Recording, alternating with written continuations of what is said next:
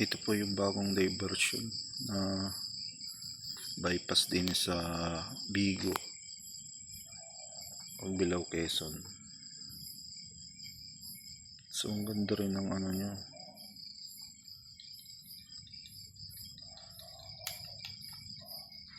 view.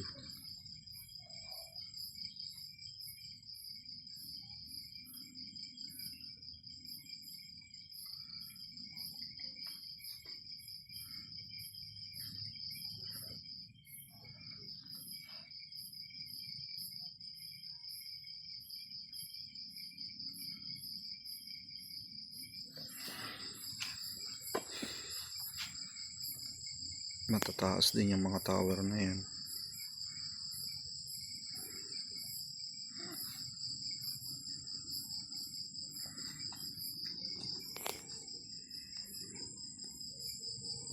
So yung taas na yan ay nasa 105 meters longitude.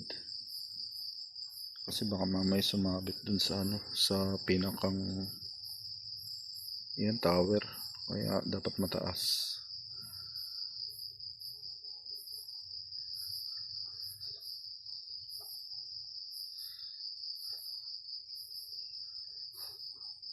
So ayan na,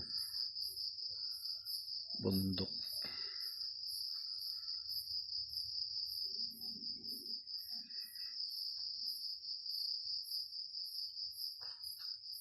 Maganda na ang panahon, hindi na mainit, hindi na naulan.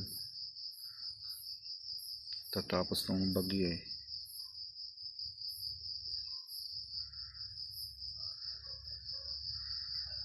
Silaw yung camera sa pinakang lens ng araw doon nakatutok.